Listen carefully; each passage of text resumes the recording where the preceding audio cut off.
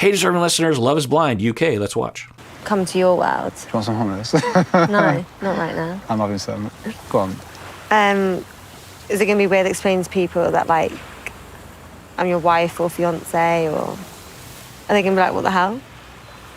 No, I've got such a small circle of friends. I don't. So I'm reading this. She's about to say there's no, like, random females hiding. I was wondering what she was saying earlier. She said it'll be interesting coming back from the getaway and I'm going to be sorry, I'm engaged. I'm like thinking, who is she saying sorry to? Her family? And then now I think there are men that she thinks are going to be upset or something. I don't know. Or maybe she's just talking about future potential dating people. I don't know.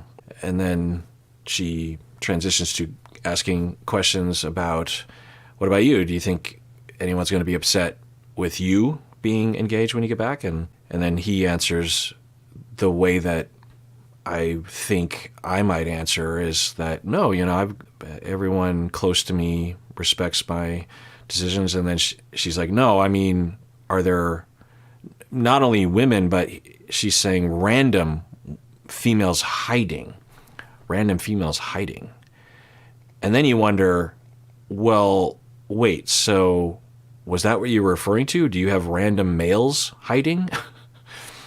It's an oddly specific question related to something that you just said. I don't know.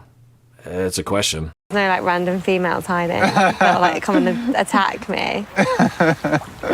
You're laughing, but I'm asking. No, not obviously not. No. No crazy exes. Yeah, and then he's laughing probably because he's thinking, well, surely you're joking, right?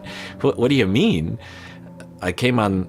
Now, maybe he does, I don't know, but there's no reason to believe that she's saying women that would attack me, and he's laughing, and she's being serious because she thinks there's a possibility that he has women who believe that they are with him or something, and then when they find out that he's engaged, that they would come after her. And then you think, well, what were you talking about earlier when you said, sorry, I'm engaged? Should I be worried about things? I don't know. Given what we've seen from Kat, which isn't extreme by any means, it wouldn't surprise me if there's something going on there.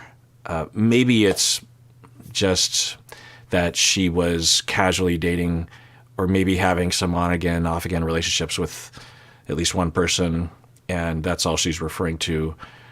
Or is it something more? No crazy exes, no. I haven't got any crazy exes. But I'm being serious. No, there isn't. You're fine. Yeah, I'm head over heels about you. Or she has trauma around that, like she dated someone seriously who did have an ex who came after her. I don't know. It's funny that. I think it's just weird how, like, I always doubt myself. Like, I almost sometimes don't feel good enough for you. I've told you that you look beautiful every day. Yeah, I know. Okay, interesting. She's talking about a vulnerability, an insecurity. She feels she's not good enough for him. I assumed that wasn't a comment on her looks and more a comment on her general self-worth. I don't know. He responds by saying, I tell you you're beautiful every day. She says, I know. So I wonder if he's not understanding what she's saying, or I'm not understanding. Like, I know you mean it, but I think there's always just, like, that inner me that's just like, oh, does he? Or, like, is he just saying that? Like, yeah. I've not been with someone who has said it and meant it. So that's why, like, I'm always needing reassurance, which is, I don't know. I am confused. It sounds like they're still talking about whether or not she's attractive. But the way she's talking, it would make more sense if she's talking about reassurance that they're actually just wanting to be with her. But either way, she's talking about an insecurity and being upfront about it and taking responsibility for it, which is great. Yeah. Do you trust me fully?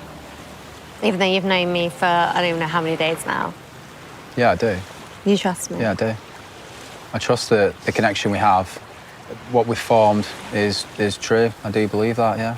So who knows? But as a jumping off point, we talk about attachment styles. often we're talking about the insecure attachment styles, the avoidant attachment style, dismissive, the anxious, preoccupied, and the fearful, disorganized.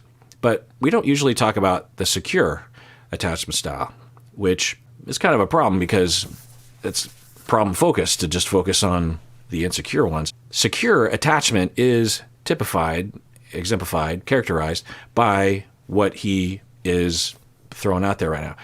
There could be other explanations for this, like he's too much of a pleaser or something.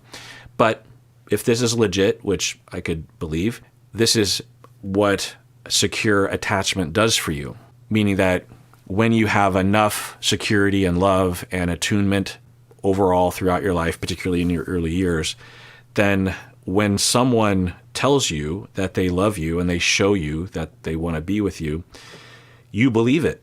And you might have some minor questions, but they don't really plague you, because that's what the world has shown you, is that people can be trusted when they say the things that they say, and you are a lovable person.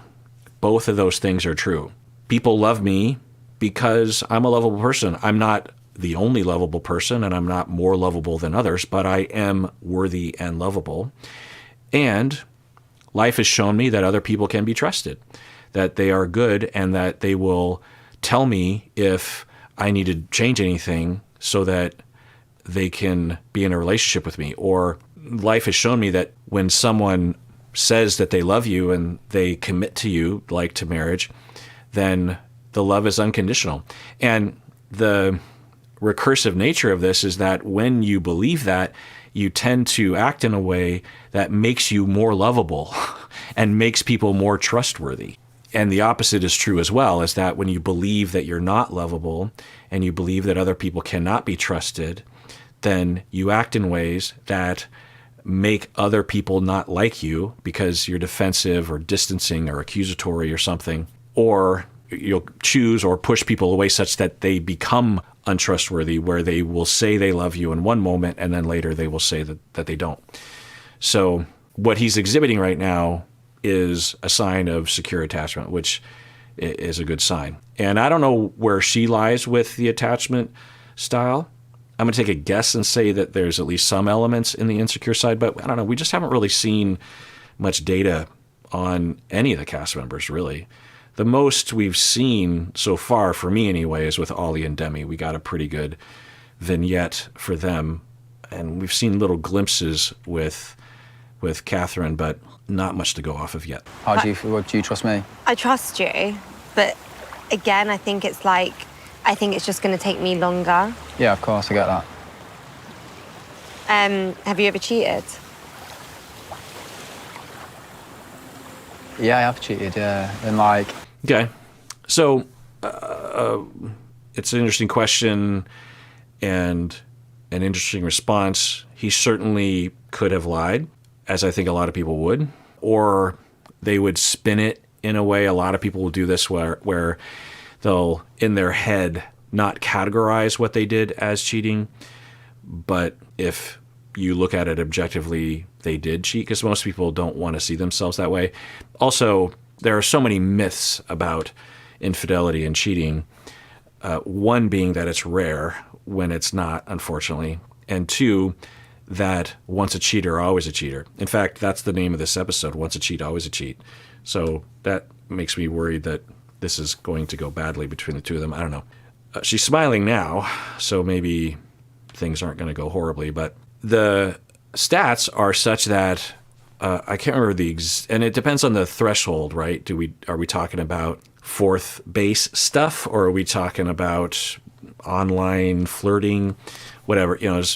Every study is going to look at it differently, and it requires people to be honest on these surveys and that sort of thing. But the infidelity is, if you ask the chance of an individual, and I'm guessing the UK is similar to the US, by a certain age, if you ask about, by the age of 30, because most of them are 30 and up. How old is Freddie? Freddie is 32. Catherine is 29. By the time someone's 32, on average, if you ask them if they have cheated in the past, the chance is pretty high, especially when you cast a wide net regarding the definition of infidelity. Because it goes back to when you were 15 years old or 19 years old, when you're more immature or there's circumstances. Anyway, so it doesn't necessarily indicate something. It could, and it also depends on how he processes it, how he talks about it, if he justifies it, that sort of thing. But ironically, if he does have secure attachment and he was raised very well, he could be shooting himself in the foot by admitting it and talking about it. Who knows? But if he does have secure attachment, he would believe that he could be honest about a flaw of his or something in his past that taints his image. You can use taint in that sentence, right? So there's another word for, anyway, that tarnishes his image. You believe that you could do that and still have people love you and still be considered lovable. So this could backfire for him. Let's see. Or maybe he's a jerk face and I'm just trying to make excuses for a jerk face. I don't think that's true. I don't want that to be true. I came into this experiment, It's really hard to hear when you say that you've cheated. I came into this experiment saying I'm going to be truthful, I'm going to be honest, I'm just being me, I'm being real. I have cheated in the past.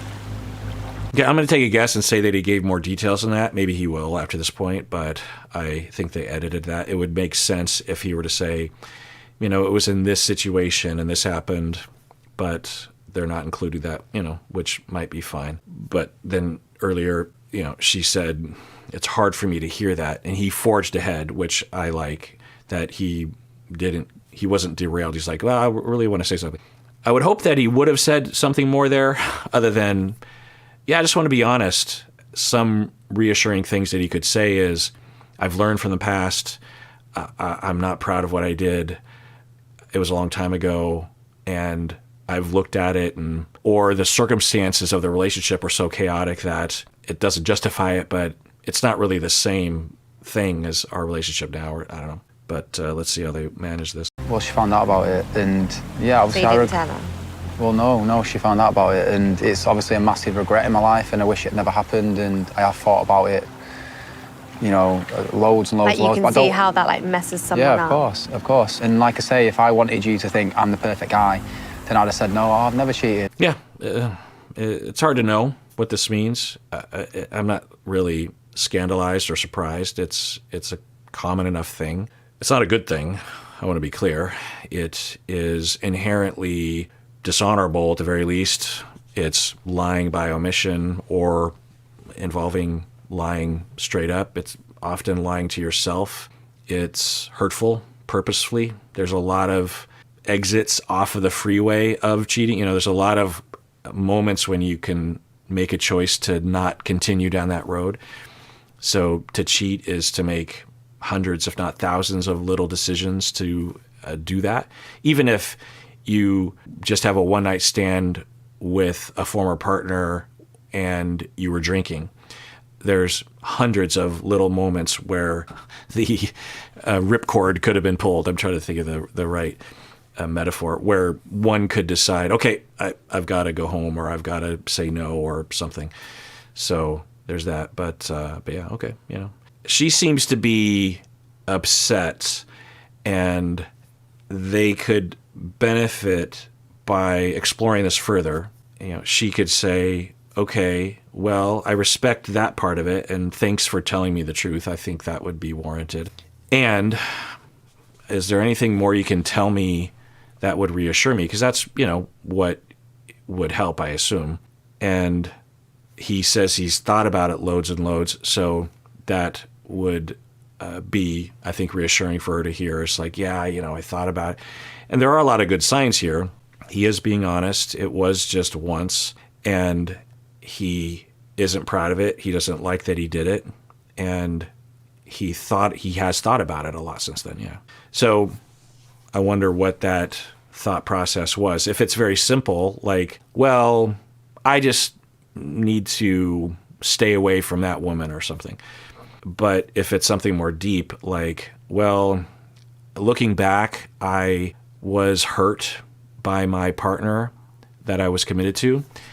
And there was this part of me that wanted to get back at her, and I wasn't acknowledging it. And then when I went out one night and I bumped into an old, a former partner, I just, I had a few drinks. It's not an excuse, but I went this place in my head where I was just like, screw that person, or I deserve it or something. And woke up the next day and, immediately regretted it. And I learned from that I need to be upfront with at least myself when I am hurt and when I'm upset, and not let that fester. I have shown to myself that I'm able to do that since then.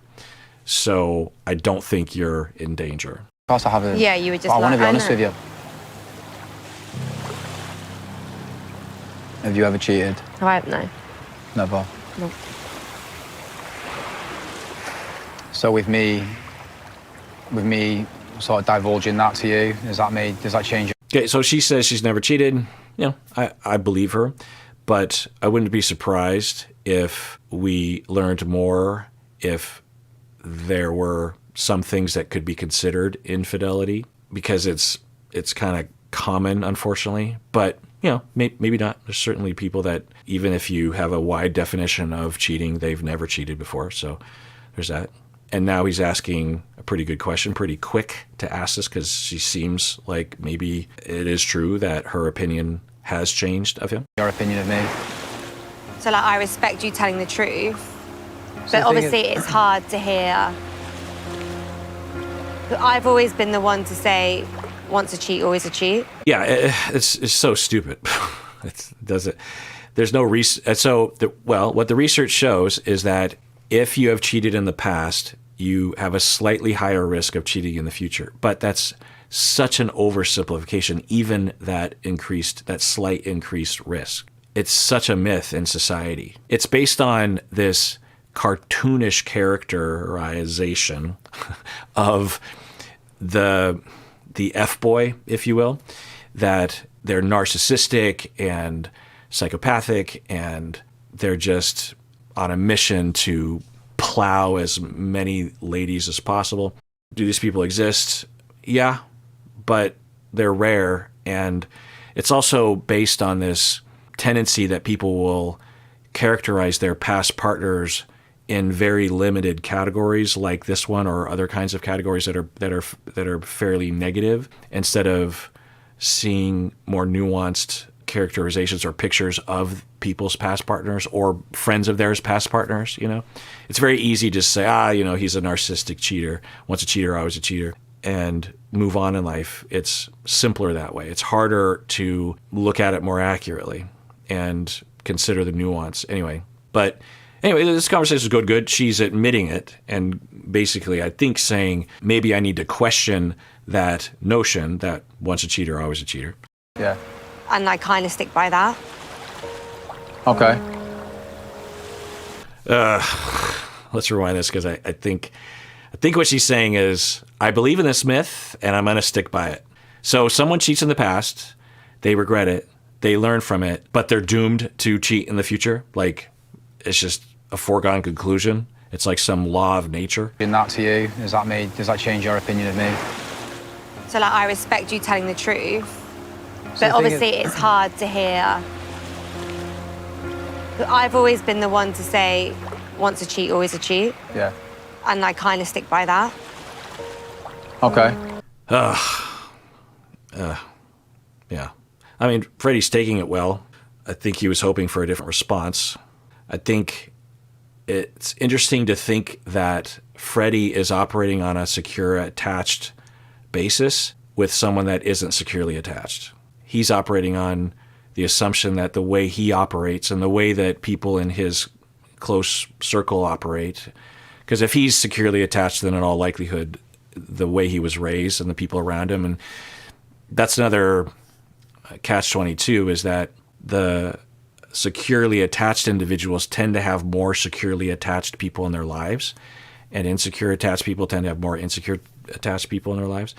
So for him, he might be assuming that if he's honest, that people will at least try to understand or will ask questions with an open mind. instead of just shutting down the whole thing of, well, you cheated in the past, so I operate on this Instagram meme that says once a cheater, always a cheater, so you're always a cheater. End of story. Despite the fact he was honest, it does worry me because I've been cheated on in every relationship. Has he gone down a little notch? Yeah. I don't want to be with a guy who cheats. Will things change? I don't know, but it makes me have doubts. Yeah, so her one-on-one interview indicates the same. I was hoping that she would just have an initial reaction, that she would change soon after, but she's not. And she said that she's been cheated on in every relationship, which will do a number on you. And you could see someone in her position saying, if I date someone or if I learn that someone has cheated in the past, I'm just going to say no to that because I've been there too many. I just don't want to take that risk. And she might have relented on that in the past, like, well, he's cheated in the past, but he says he's never going to do it again, so everything will be fine. And then it happens again, and you're just like, you're telling yourself, I'm so stupid. I need to be more disciplined and my boundary around that, which, I could see. But that's not the only road to security or to a relationship that you won't be cheated on. There's a lot of roads to that. By only choosing people that have never cheated before, well, more accurately, by choosing people that tell you they've never cheated before or believe they've never cheated before because they have a narrow definition of that, might that increase the likelihood of being with someone that won't cheat? Yeah, a slightly increased chance, but everyone's different, and there are thousands of other ways for people to ruin a relationship aside from cheating. So it just potentially reduces the risk of one of those reasons slightly. And also the fact that she doesn't have a spectrum. If you've cheated once, then it's like it's the same. I'm guessing that's not true, but her policy is this, that if he cheated on every single partner multiple times in the past, that would be the same as what he said, right? She doesn't consider the nuance, which, if she's been harmed that many times, then, I get it. Oh, what mistake I made, and I regret doing that. I regret hurting somebody. And I respect you as a man to like you told the truth, and I respect you for that. But on the outside world, I think I'm going to struggle. Careful what you wish for. Yeah. I mean, it's the beginning of a conversation. I think he looks a little lost. He's saying he regrets it, and that's good. I think he could benefit, but I don't know. She seems rigid on this. At some point, if she's open, he could benefit by telling her his internal healing and growth that he engaged in post-infidelity. So there's that. Would she be open to that? I don't think so, actually. She doesn't seem open to it. And yeah, it's just kind of revealing about her that she is just so sure of herself and so cold about. But, if she's been cheated on by every partner, then, you could see someone being quite boundaried around that. So maybe it's just a clash of that. She's not breaking up with him, so maybe there's a path forward. Yeah.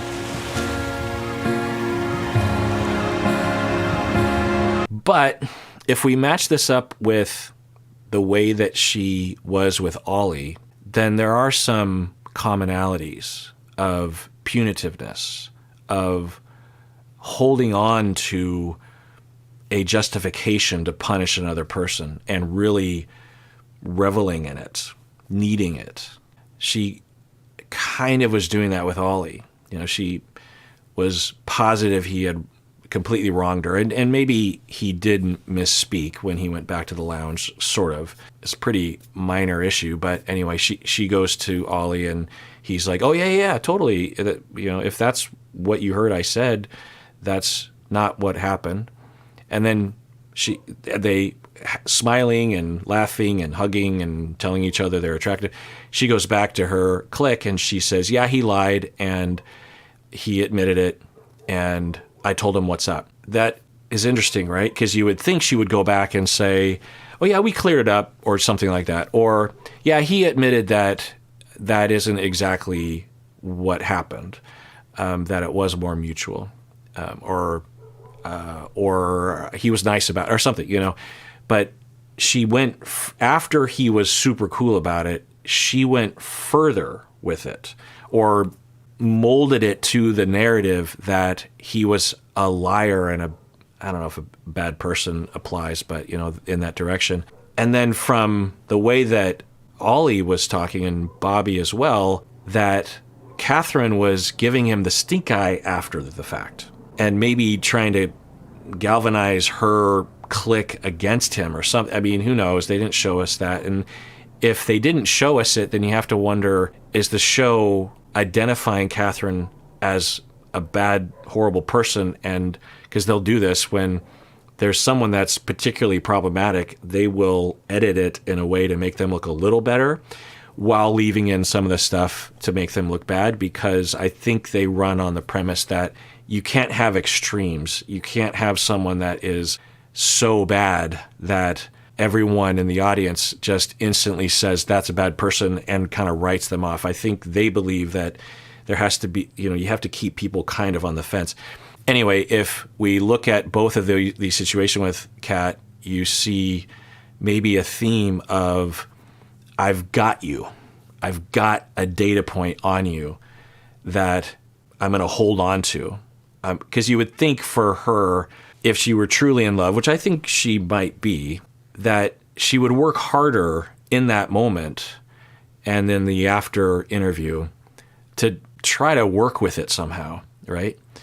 But she doesn't seem to be open to that. She's like, I've got it, and once a cheater, always a cheater. And that, because you would think if she loved him and wanted to be with him, you would think she would worry about pushing him away, because she's saying something pretty harsh and basically saying, I know you're going to cheat. That's basically what she's saying. I know you're going to cheat on me. You're in her shoes. You would think, well, he might leave me just out of being insulted, or it could shut him down in this relationship because he feels like he's being accused of something that he hasn't even done yet, right? So I don't want to make him feel that way. So I don't want to do this. So I'm going to, even though I have reasons to have this boundary and I have reasons to believe this, I should at least try to have some flexibility here so that I don't alienate him. But she didn't do that. So it makes you wonder what is going on there. I don't know. How you getting on? Yeah, good mate, yeah. Good day? Yeah, good day. Good time? Yeah. After the chat I've had with Kat last night, when I told her I have cheated in the past, she has been a bit funny with me, and I'm just worrying that maybe I'm not meeting her expectations. Okay, so we're hearing that 24 hours later, or the next day, they have had some tension, and yeah, I mean, it makes sense given her stance on this, and maybe given her traumas. This would really throw a wrench in things, which is that doesn't bode well. Usually, when they're on the getaway, it's just they're on vacation, it's fun. They just met each other. Usually people can find a way through it off camera, right? But it looks like they've been having a rough time, that she's been distant and quiet, punitive. And really, just think about it. I was starting to fall. That's what's so weird. Like, people with their weird ideas, you start to fall into a normalization of it. But if you just look at it, we don't know when he cheated. It could have been 10, 15 years ago. I don't know. Sounded more like it was on the order of 5 years ago or something. Not like distant past, because I think he would have said that otherwise. But it was one time, and he regrets it, and he believes that he won't do it again. If I were her, I would have to hear more, but I would ask questions and I would be open, But just think about this. So one time in the past, because the other thing you could zoom out about is, has either of them done something bad in a relationship? Have they lied, or have they been mean? Have they obscured something? Like they wanted to break up, but they didn't tell their partner sooner than later. They waited too long to tell them or something. Yeah, or that in conflict they acted like everything was fine when it wasn't fine, and they did that as a pattern over a number of months. Infidelity is just one of those things that you do to threaten a relationship, to harm your partner, among many. So, if we zoom out, then you think, well, both of them have probably done many things that are counter to a relationship that, on one level, I suppose, if you look at it this way, is a red flag kind of, or at least something to be a little worried about. Like if he has a pattern of denying himself and being overly nice to people, which there are some minor signs of, then that would not bode well for a relationship, because that means that he's not allowing his needs to be conscious and to be expressed, and then he will become more hurt silently over time, and that could lead to things like infidelity, that kind of stuff. So that's a much bigger deal than just infidelity, because denying your own needs and pleasing all the time, one, could lead to bad things online, but it also means that the recipient of that isn't really receiving the full you, or even any of you, because you're putting yourself in the back burner. She's probably done a lot of things as well in relationships. So to just focus on cheating as the only thing to focus on is, short-sighted. But I don't know, maybe everyone hates Freddie. I can't imagine that. But maybe he is a horrible person in the future, and everyone knows that. And all y'all hate me right now in the comments section because I'm sticking up for the biggest jerk face that's ever come to Love Is Blind. The only reason why I'm saying all that is that I'm saying I'm not saying, I wouldn't tell her you're being stupid or you need to put it aside or you need to let it go. I'm not saying that. I'm saying that there's an approach and there's a way through this that lends itself to everyone's needs, and most namely hers, other than just saying, well, once a cheat, always a cheat, and then shutting down and punishing. 'Cause I see you. Cheers, everyone! Love you all! Cheers! So don't let there be any doubt. I see you. All right. Well, I want to remind everyone that Psychology in Seattle is mostly carbon neutral. If you care about those things, I certainly do. We use solar panels for, I installed a lot of solar panels. We don't get a lot of sun in Seattle.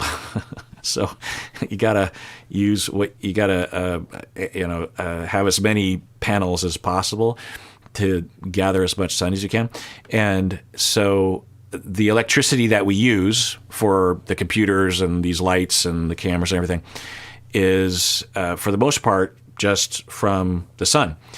Also, the power we get from the grid in Seattle is mostly from renewables, from hydro and wind and nuclear and that kind of stuff.